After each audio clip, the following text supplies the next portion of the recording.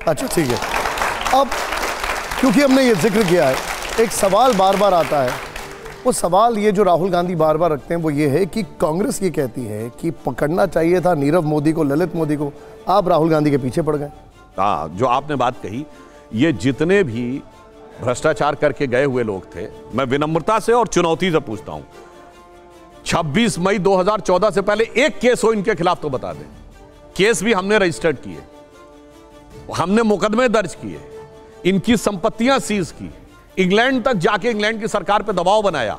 और आपको पता है, प्रधानमंत्री जी ने भी यह बात बोली कल, 22,000 करोड़ रुपए की ऐसे लोगों की संपत्तियां सीज की जा चुकी हैं। इनके जमाने में तो पासपोर्ट तक निकल के सब हो गया था। और अगर आपको याद हो, विजय माल्या का ऑफिशियल लेटर अवेलेबल है तत्कालीन प्रधानमंत्री मनमोहन सिंह जी को धन्यवाद ज्ञापन करते हुए कि स्टेट बैंक ऑफ इंडिया ने उनका सारा लोन रिजेक्ट कर दिया था, परंतु आपकी सिफारिश के कारण मुझे यह इतना लोन मिल गया। यह तो डॉक्यूमेंटेड है, इसमें कोई किंतु परंतु का स्कोप नहीं है। तो इसलिए हम यह कहना चाहते हैं कि, और जैसे प्रधानमंत्री जी ने बताया, ईडी ने पिछले 9 साल में 1,10,000 करोड़ की संपत्तियां जब्त की। तो कार्रवाई हमने की है और लुटाई उन्होंने की थी। अच्छा, अगला सवाल मैं ले रहा हूं, लेकिन और हमारे जो खास मेहमान हैं उसके बाद उनसे सवाल लूंगा। थोड़ा सा इसमें डिटेलिंग है। 7 फरवरी को राहुल संसद में भाषण देते हैं, अडानी और सरकार के रिश्ते पर सवाल पूछते हैं। उसके बाद गुजरात सरकार के पूर्व मंत्री पुणेश मोदी यानी याचिकाकर्ता, जो पहले इस केस में स्टे ले चुके थे, वो स्टे वापस लेते हैं और फिर 30 दिन के अंदर 7 सुनवाइयां होती हैं। फटाफट फैसला आ जाता है जिसमें राहुल गांधी को 2 साल की पूरी सजा होती है, पूरी सजा। कांग्रेस कह रही है सब कुछ साजिश है जो राहुल के भाषण के बाद रची गई, जो भाषण उन्होंने 7 फरवरी को दिया। वैसे तो एक बात बताएं आपको, राहुल गांधी जी ने कितने भाषण दिए, कब कब क्या क्या बोला और उसका क्या प्रभाव रहता है। अगर आपको लगे कि एक भाषण से कुछ होने वाला है, तो मेरा तो व्यक्तिगत मानना है कि राहुल जी के भाषण से भाजपा को कम और कांग्रेस को नुकसान अधिक होता है। तो यह सोचना अनुचित लगता है। इससे पहले भी चलिए, ये सेशन आया, आप कहेंगे कि अडानी पे बोला, इससे पहले याद करिए, जब जब भारत में संसद का कोई सत्र शुरू होने वाला होता, आप सब लोग जाके चेक कर लीजिएगा, जब जब भारत में संसद का सत्र शुरू होने वाला होता है, ठीक 5, 7, 8 दिन पहले विदेश में कोई खबर छपती है। जैसे इस बार हुआ, हिंडनबर्ग की रिपोर्ट छप गई, उससे पहले पेगासिस आ गया, उससे पहले किसान आंदोलन में ग्रेटा थनबर्ग की रिपोर्ट आ गई। उधर से रिपोर्ट छपती है और इधर बवाल होता है, मतलब सुर उठता है 7 समुंदर पार से और ताल लगती है यहां से। इसलिए ये तो हमेशा से करते आ रहे हैं, इसका इससे कोई कनेक्शन नहीं। और दूसरा हम ये पूछना चाहते हैं, क्या कांग्रेस के नेता ये कहना चाहते हैं कि न्यायालय का न्यायिक विवेक यानी जुरिस्प्रूडेंस ऑफ दी कोर्ट वो कम है और उनकी समझ ज्यादा है? नहीं, लेकिन चाहे वो तो ये भी बोल चुके हैं कि परिवार की पृष्ठभूमि देखकर अगस्ता हो, ये सारी रिपोर्ट्स तो बाहर से ही आई थी ना। और दूसरी बात, जिस केस में स्टे ले लिया गया है, उस केस को फिर से रीओपन कर खटाखट सुनवाई हो जाती है, खटाखट पूरा फैसला आ जाता है।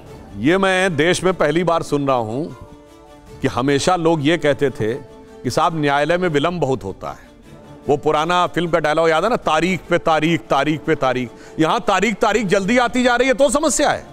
ये तो मैं जीवन में पहली बार सुन रहा हूं। अरे भाई, जितनी जल्दी निस्तारण हो उतना अच्छा रहता है। सवाल तो यही है ना सर कि इस केस की तारीख इतनी जल्दी क्यों आ जाती है जिसपे स्टे ले लिया जाता है। बट नेवरदलेस, अशोक जी सवाल, माइक है आपके पास। सुधांशु जी ने बहुत सारी बातें कही। अब सिलसिलेवार जितना उन्होंने समय लिया उतना तो समय में ले नहीं सकता। उन्होंने जितने भी आरोप लगाए कि कहाँ से कमाई हुई, प्रॉपर्टी कैसी खरीदी गई, ऐसे कई वकील बीजेपी के हैं कि वो भी बड़ी मल्टीनेशनल के साथ काम करते हैं, संसद सदस्य भी रहे हैं, मंत्री भी रहे हैं। उन मल्टीनेशनल को बहुत ज़्यादा फायदा भी पहुंचाया है, हम उसमें नहीं जाते। हम सीधी सीधी बात पेगासिस पे आते हैं। उनका कहना है कि पेगासिस की खबर चुनाव के सदन के पहले क्यों होती है। पेगासिस की खबर पहली बार तब नहीं छपी थी जब सदन लगने वाला था, बहुत पहले छपी थी, 1 साल पहले छपी थी, उस पर काम हो रहा था।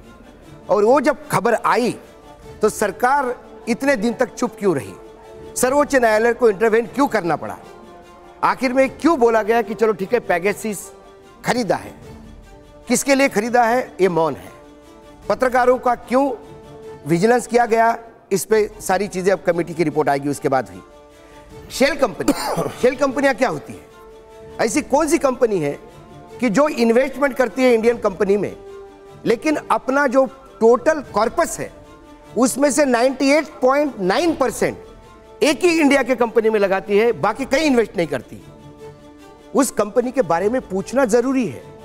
ये इन्वेस्टमेंट 13 कंपनी का हुआ है, 80,578 करोड़ रुपए अडानी कंपनी में लगे हैं, अडानी ग्रुप में लगे हैं, उसका डॉक्यूमेंटेशन है।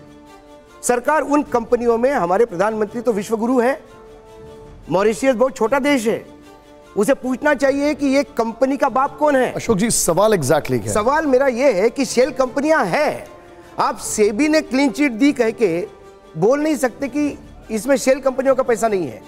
इसी सरकार ने 2018 में शेल कंपनियों के लिए कमेटी बनाई थी, उस कमेटी ने अभी तक कुछ काम नहीं किया। ठीक है, अब जवाब ले लेते हैं। तो वो कहने का प्रयास कर रहे हैं कि शेल कंपनियां हैं, मानना है, मगर सेबी का कह के आप नहीं बच सकते। मतलब मैं बीमार हूं, मैं डॉक्टर ने कहा आप ठीक है, तो डॉक्टर से कह के बच नहीं सकते साहब।